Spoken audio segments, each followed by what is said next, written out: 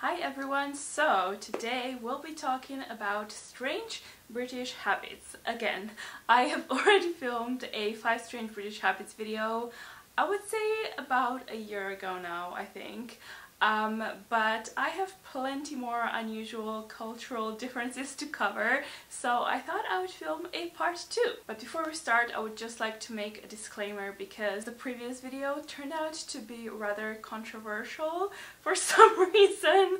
So before you start attacking me and become super offended by what I'm about to say, I would just like to clear some things up. This video is not an attack on the UK, on the British people. It's supposed to be an entertaining video pointing out differences between the British culture and the Slovenian culture I grew up in. So yeah, if you are super easily offended, maybe just exit this video. But anyway, let's start with the first unusual British habit.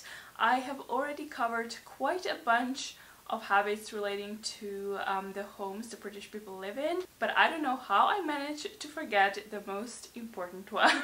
2 separate faucets. A lot of houses here have separate faucets for hot and cold water, so you'll have like 2 at the sink, each on one end. So when you're trying to wash your hands, you only have 2 options. Either you burn yourself with the scorching hot water, or you get frostbites when you're washing yourself with super freezing water. You don't have to tell me there was some sort of reason behind it back in, I don't know, 1500s, but it is 2018 now.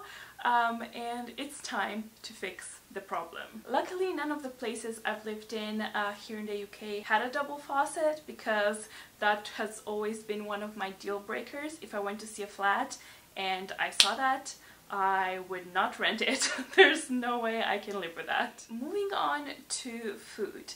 One thing I will never understand is the British people calling toast bread.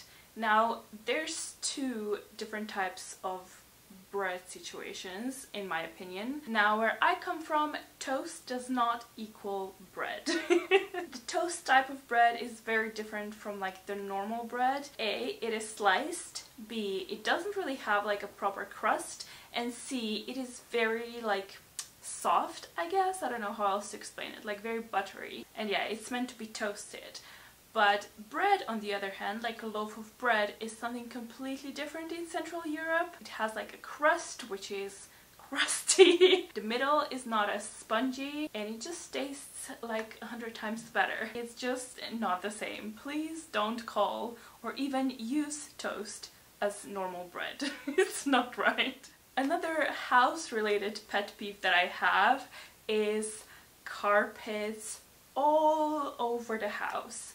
The British people really love their carpets. I don't understand why. Especially for me, it is really tricky because I have a lot of allergies, and having a carpet all over the house does not help my situation because there's plenty of dust mites in it, and vacuuming it, even like every day, doesn't really make much of a difference. So yeah, I don't really understand why the British people love their carpets so much, especially because a lot of them like to walk around the house with their shoes on. Also a no-go in Slovenia, because in Slovenia when you enter your house you put your slippers on. So everything is clean, but yeah, here, I don't know, just the floor situation, very dirty. I've even heard there's houses that have carpets in the bathroom. The next is something that I'm not sure if all British people do, but every single British person I've lived with so far has done it, so I assume it's like a nation thing, but I may be totally wrong, so you can totally attack me on that one. But basically all of my British flatmates so far, when they wash their dishes and they like foam up the dishes, they don't rinse the foam off before they put it away to dry. Why? I don't know. And I also don't understand why a lot of them wash their dishes in like a little bowl full of water and full of like food that comes off from the plate, and then they like dip all the dishes inside and then, you know, clean them in that like dirty water. I don't know, maybe it's just me that gets really grossed out by that, but I always wash my dishes with like clean water, then I rinse them off again. Right, the next habit I actually find pretty funny. A lot of British people put XX at the end of text messages or emails, whether they're your friends, your boss, just everyone. And at the beginning that really confused me because I didn't really know what it meant.